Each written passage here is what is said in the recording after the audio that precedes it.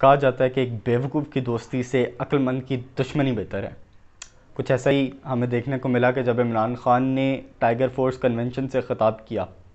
और उन्होंने ख्वाजा आसिफ और कमर जावेद बाजवा के बारे में एक बयान दिया। आइए पहले आपको वो सुनाते हैं। रंगबाज ख्वाजा टेलीफोन कर रहा है जनरल बाजवा को, जनरल साहब मैं इलेक्शन हार रहा हूं, मेरी मदद करें। इस बयान को अगर हम बेवकूफ़ाना या अहमकाना कहें तो गलत नहीं होगा, क्योंकि सबसे पहले हमने देखा कि गुज़श्ता 2.5 साल के अंदर इमरान खान का यह बयानिया रहा है कि कमर जावेद बाजवा और ISI और फ़ौज और इस्टेब्लिशमेंट, इनका कोई इमरान खान को लाने के अंदर कोई हाथ नहीं था, इलेक्शंस के अंदर कोई हाथ नहीं था, प्री पोल रिगिंग के अंदर कोई हाथ नहीं था, रिगिंग के अंदर जो पोलिंग के वक्त जो रिगिंग हुई उसके अंदर कोई हाथ नहीं था। लेकिन इमरान खान ने अपने ही बयानिए को और फ़ौज के बयानिए को 1 सेकंड के अंदर जो है वो उसका ख़ात्मा कर दिया, उससे कॉन्ट्राडिक्ट कर दिया और ये कह दिया कि ख्वाजा आसिफ ने जो है वो फ़ोन किया कमर जावेद बाजवा को कि बाजवा साहब मैं इलेक्शन हार रहा हूँ, मेरी मदद की जाए। इमरान खान को ये बात समझ लेनी चाहिए कि उसका रिज़ल्ट क्या हुआ था। आप लोगों को मैं बताता चलूँ कि उसका रिज़ल्ट ये निकला था कि ख्वाजा आसिफ वो इलेक्शन जीत गए थे और उमर डार को उस इलेक्शन के अंदर शिकस्त का सामना हुआ था। मेरा ख़्याल है इस बात से काफ़ी हद तक वाज़े हो जाता है कि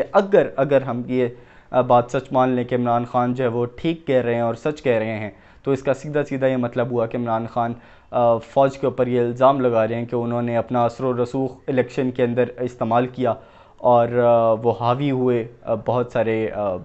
इलेक्टेबल्स पे। और मेरा ख़्याल है इससे अगर तक़वियत मिलेगी किसी के नज़रिए को तो वो नवाज़ शरीफ, आसिफ अली ज़रदारी और तमाम मौलाना फजल रहमान, इन तमाम जमातों के इस धरने को, इस जलसों जुलूस का जो सिलसिला है उसको तक़वियत मिलेगी, उसको एक मोमेंटम और ज़्यादा मिलेगा, क्योंकि उनकी इस बात के अंदर अगर वज़न है जो कि उन्होंने ख़ुद साबित कर दिया, क्योंकि उसके बाद आगे उन्होंने कोई जवाब नहीं दिया।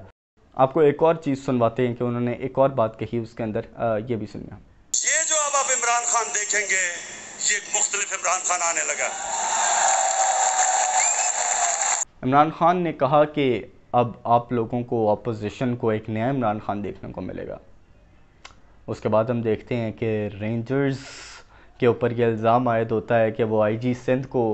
रात के 3 या 4 बजे घर से उठाती है और उसके बाद वारंट गिरफ़्तारी जारी करवाती है कैप्टन सफदर के, और उसके बाद मरियम नवाज़ शरीफ और कैप्टन सफदर का दरवाज़ा जो है वो तोड़ा जाता है और रात के 4 बजे का जो ऑर्डर है उस पर अमल किया जाता है और कैप्टन सफदर को गिरफ़्तार किया जाता है और उसके बाद चंद घंटों बाद उनको छोड़ भी दिया जाता है। तो इसके अंदर सिर्फ़ और सिर्फ पॉलिटिकल विक्टिमाइजेशन का अंसर नज़र आता है। और मेरा ख़्याल है इमरान खान अगर इस तरह के नए इमरान खान बनना चाहेंगे और हुकूमत को इस तरह फ्रंट फुट के ऊपर अगर खेलना चाहेंगे और हुकूमत को जो है वो अपोजिशन को अगर दीवार से लगाना चाहेंगे, तो उनकी हिकमत अमली बहुत बुरे तरीके से बैकफायर हो सकती है, क्योंकि उनको ये बात याद रखनी चाहिए कि उनकी हुकूमतें चंद महज 5 और दूसरी असम्बली के अंदर जो है वो 10 सीटों के अंदर जो है वो उनकी हुकूमत इस वक्त खड़ी है। और अगर कोई भी जमात उनके इस अमल से, इस रद्द अमल से, उनके इस तरीक़ाकार से इख्तलाफ कर गई, खा वो पाकिस्तान मुस्लिम लीग काफ हो या MQM हो, तो उनकी हुकूमत और उनकी वज़ीर आज़म का जो होता है वो किसी भी दिन टॉपल हो सकता है। तो बेहतर ये होगा कि इस किस्म के इक़दामात से गुरेज़ किया जाए और इदारों की हद तक रखा जाए और उनसे अगर इस तरह की अपोजिशन के ख़िलाफ़ इस तरह की कार्रवाइयाँ करवाई जाएंगी तो इमरान खान के लिए गलत साबित होगा। आपका बहुत बहुत शुक्रिया।